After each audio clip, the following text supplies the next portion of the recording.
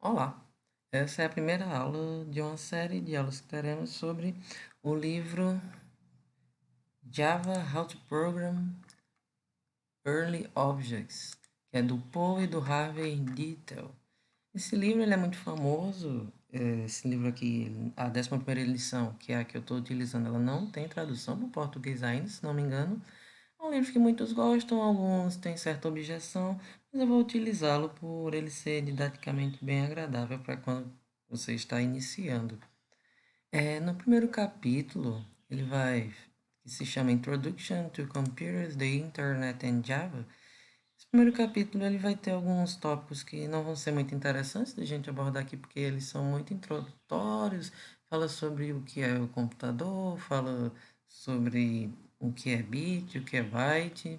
Essas informações, apesar de muito importantes, elas são muito introdutórias aqui, não sendo interessante para o nosso objetivo, que é a parte de Java. Mas a partir do tópico 1.5, Introduction to Object Technology, aí sim, começa a ficar bastante interessante. E é a partir daqui que a gente vai começar. Em Java, como muitas pessoas já devem saber, é uma linguagem orientada a objetos e uma das coisas principais é esse conceito de objeto. O livro inicia essa parte já fazendo uma analogia bastante interessante, que é entre um objeto e um carro. Nós vamos pegar aqui uma parte em branco aqui para fazer um desenho bem tosco. Agora vamos supor que você tem um carro. Isso aqui que a gente tem horrível, perdão pelas minhas habilidades de desenho, vamos supor que isso aqui, essa coisa grotesca aqui é um carro. E nós queremos acelerar esse carro. Para que a gente possa acelerar esse carro antes de qualquer coisa, é preciso que alguém tenha projetado esse carro. E esse projeto tem que incluir um acelerador, que será ativado por um pedal, que vai ser uma caixinha horrenda que eu estou fazendo aqui, que era para simular um quadrado. O pedal, ele vai esconder todo um complexo mecanismo que faz com que aconteça a aceleração do veículo. E como se pode perceber, não se dirige um carro apenas com seu projeto. É preciso que ele seja construído. E isso tudo pode ser muito absurdamente óbvio, mas essa analogia faz a gente entender melhor o que seria essa noção de objeto.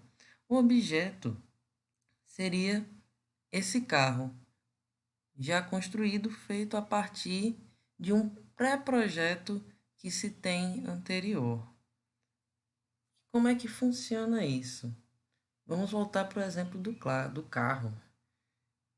Para que uma tarefa seja executada, que no caso essa tarefa aqui de acelerar, o programa precisa de uma coisa chamada método. Esses métodos são comandos que fazem com que uma tarefa seja executada, mas essa tarefa não é mostrada ao usuário como é feita a execução dela.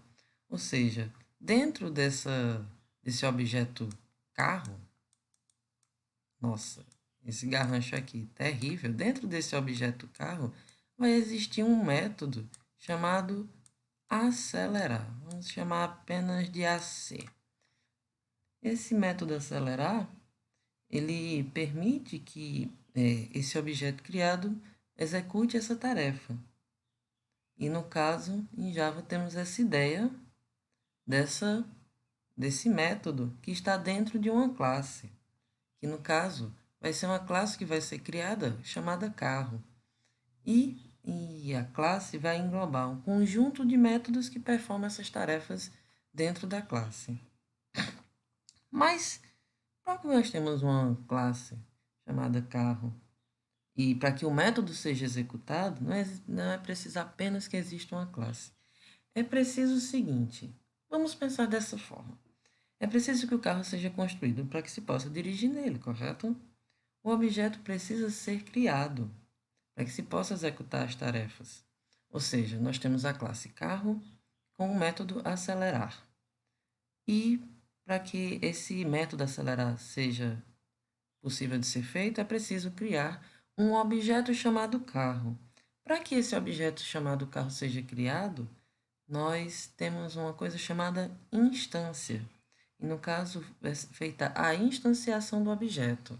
Em Java existe um operador chamado new, pelo amor de Deus, que é isso? E esse operador ele é responsável por criar os objetos. Um outro conceito bastante interessante em Java é a ideia do reuso. Você pode utilizar a mesma classe diversas vezes instanciando novos objetos. Então, essa ideia de você criar new, você pode fazer vários objetos com essa instanciação. Agora vamos voltar para o carro. Esta coisa grotesca aqui que está no visor de vocês. Além de executar tarefas, o carro também possui certos atributos, como cor, número de portas ou a quantidade de combustível que tem no tanque. E cada objeto sabe dos seus próprios atributos. Ou seja, esse objeto aqui, carro, ele sabe dos atributos deles. Por exemplo, se a cor do carro for vermelha, se o número de portas for de 4 portas, ele sabe de tudo isso. Mas se eu criar outro objeto carro aqui, um carrinho aqui baby, ridiculamente feio, e esse carro seja, apesar de estar vermelho aqui, vamos dizer que ele é azul e que só tem 2 portas. Esse objeto aqui não sabe as informações desse, assim como esse objeto também não sabe as informações desse outro objeto maior. Como, por exemplo, se você criar uma classe chamada conta bancária. Nessa classe vai ter um atributo chamado balanço, que é para saber a quantidade de dinheiro que tem na sua conta. Só que um objeto conta bancária que for criado não vai saber o balanço do outro objeto conta bancária que for criado também. Cada um sabe do seu.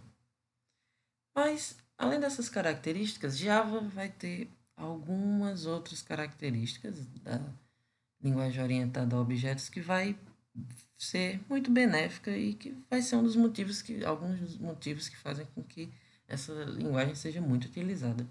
Um desses conceitos é o conceito de encapsulamento. Os seus atributos e métodos, no caso, o atributo da cor ou o método de acelerar, vai estar envolvido dentro dessa classe carro, como já tinha falado anteriormente. Esses objetos, quando são criados, por exemplo, esse carro, ele pode se comunicar uns com os outros. Esse carro aqui pode se comunicar com esse e esse com esse aqui também. Entretanto, eles não podem ver como os objetos são implementados. E lembre-se daquilo que eu falei antes sobre o acelerador e não sabermos como ele funciona. Se nós temos o pedal aqui de acelerador e o usuário apenas pisa nele, o ato de pisar faz com que o carro acelere, mas o usuário em si ele não sabe como é que isso funcionou. Ele não tem o acesso aos dados que mostram como foi implementado esse projeto do acelerador. Então, é assim que funciona o encapsulamento. Você utiliza um determinado comando, mas o usuário ele não tem acesso a como esse comando foi implementado. Os detalhes da implementação eles ficam escondidos. E essa ideia de esconder informações de implementação é conhecido como encapsulamento. Todos esses conceitos que estão sendo introdutoriamente explanados aqui vão ser todos abordados novamente com detalhes nos próximos capítulos. O próximo conceito é o conceito de herança. Vamos ver se eu consigo apagar toda essa baboseira aqui que eu fiz, fazer um novo e igualmente tosco desenho. Vamos aqui novamente. A herança ocorre quando nós temos uma nova classe, que no caso é uma subclasse. Vamos fazer um pequeno quadradinho aqui e essa é a subclasse. Ela vai possuir características de uma classe já existente, que é uma classe chamada superclasse. No caso, a subclasse vai estar inserida na super. Mas, na verdade, esse desenho aqui não é um desenho mais apurado para a gente ilustrar isso. Uma forma melhor de se visualizar isso é através de um lance hierárquico. Nós temos aqui uma superclasse E vão existir subclasses. Vamos ver aqui, vamos fazer 3 subclasses.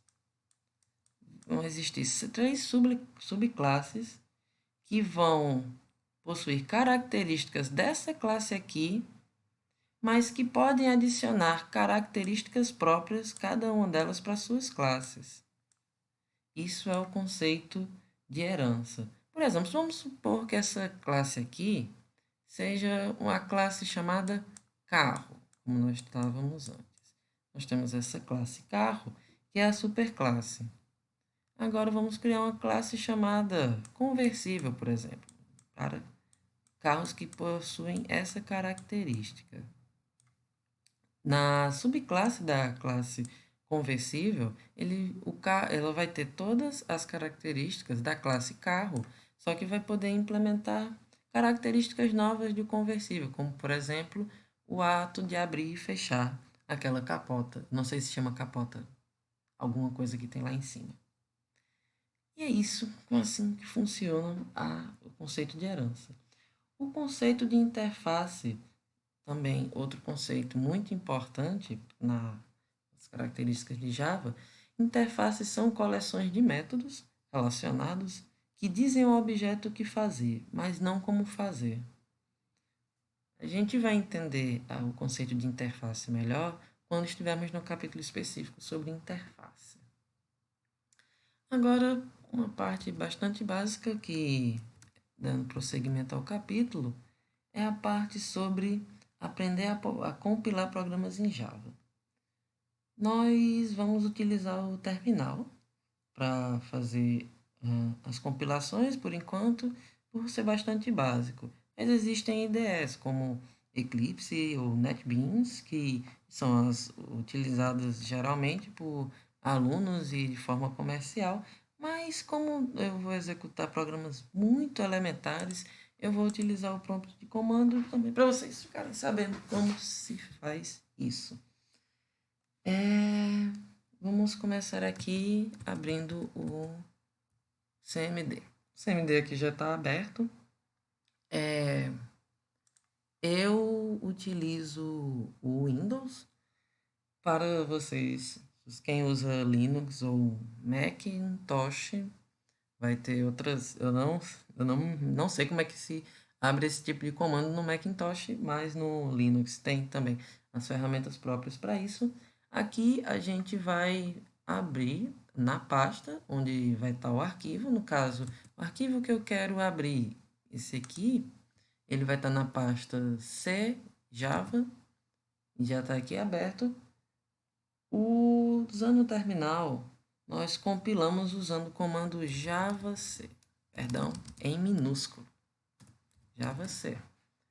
E no caso, nós seguimos com o nome do arquivo que queremos compilar, que no caso é esse aqui, esse arquivo aqui. E no caso, depois que é feito o comando, apertamos Enter, pronto. Se não ocorreu nenhum aviso, é porque foi compilado sem nenhum problema. Isso no NetBeans ou no Eclipse é equivalente ao comando make ou build, que no caso é uma forma da IDE, NetBeans ou Eclipse, chamar o comando javac por nós. O compilador Java traduz o código-fonte em bytecodes, e os bytecodes são executados numa máquina virtual chamada Java Virtual Machine, que no caso é a famosa JVM. Essas instruções em bytecodes que são utilizados pelo JVM, eles são diferentes da linguagem de máquina, que no caso é a linguagem que lê apenas um conjunto de números binários de 0 e 1, e ele possui dessa forma uma portabilidade, porque se você tem um programa escrito em linguagem de máquina, ele vai ter alguns problemas de portabilidade, vai funcionar apenas em algumas máquinas onde aquele código faz sentido. Mas Por estar compilado já na JVM, esse código compilado pode ser executado em qualquer máquina. Então, isso facilita muito a questão da portabilidade.